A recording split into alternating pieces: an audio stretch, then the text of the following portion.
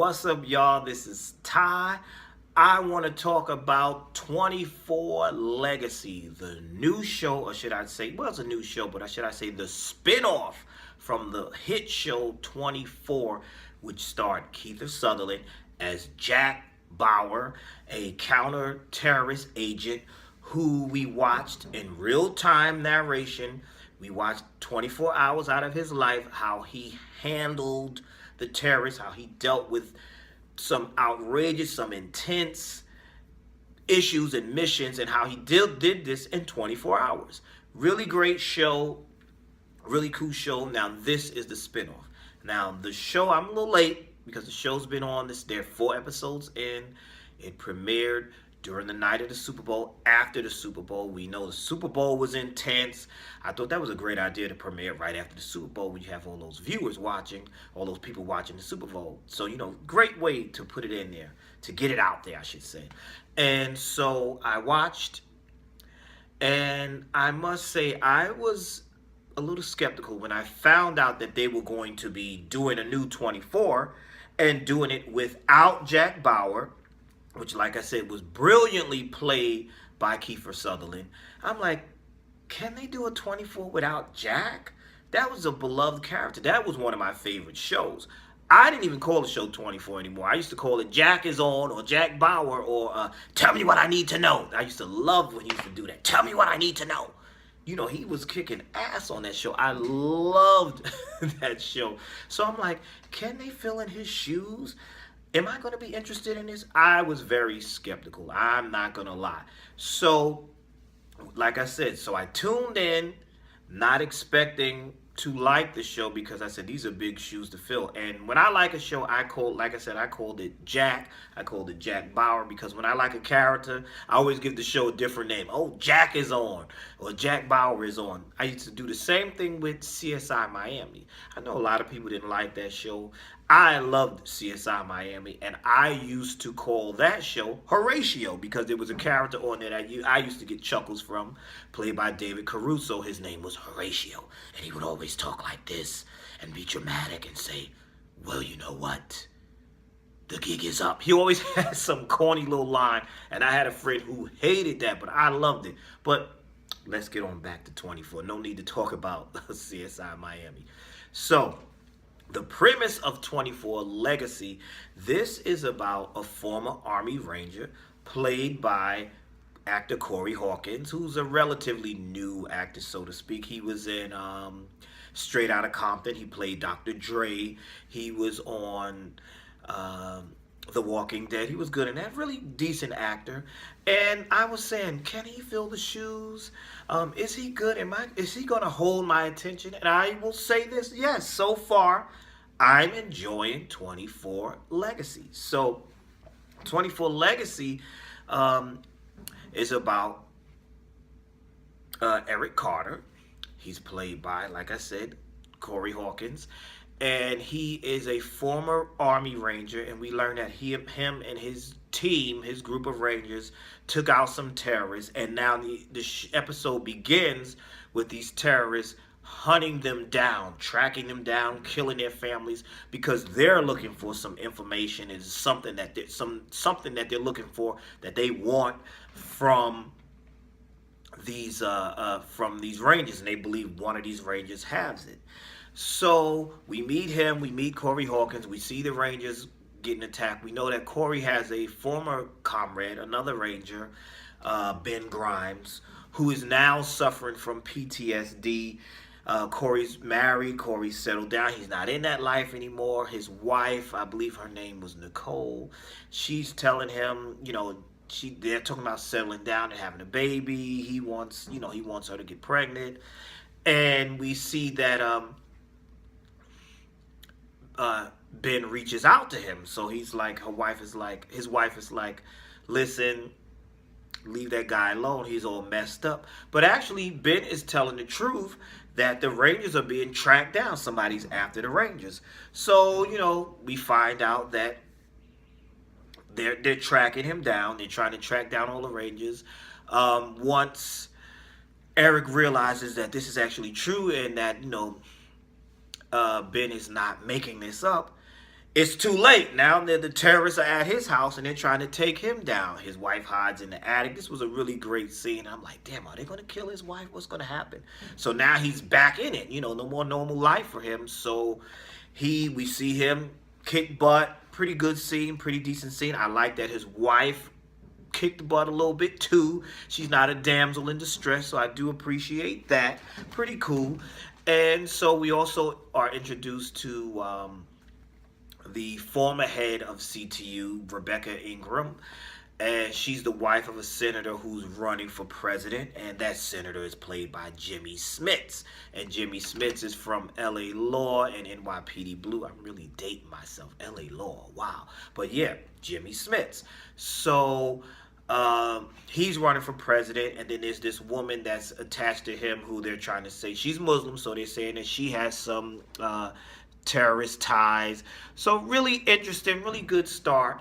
We find out also that Ben does have what the terrorists are looking for, and Eric goes after him. We meet the new heads of CTU. I see another actor. I don't know his name, but I remember him from another television show from Scandal, but he was killed off on that. But we get introduced to some of the new players at CTU. You know, not bad at all. So Eric finds out that Ben has this device. It's all on a USB drive.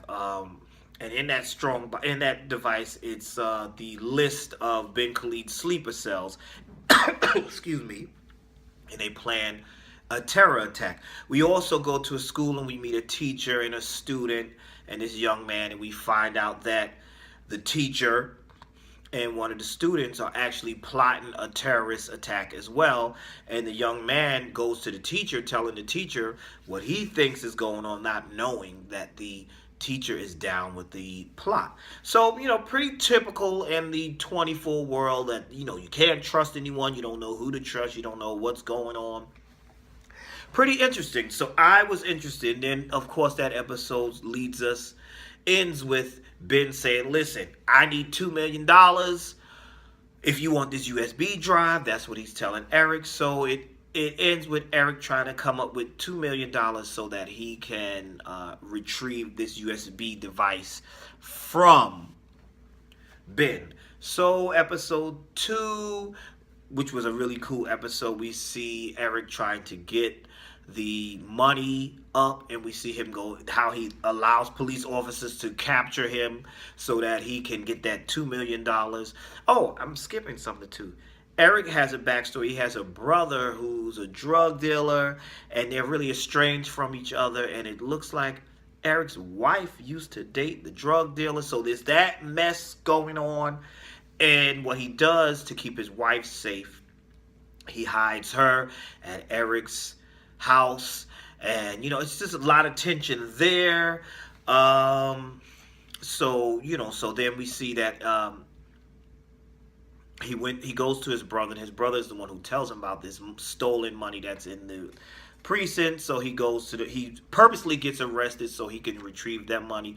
Those scenes were great. The scenes of him breaking out of the jail was great. Really cool stuff.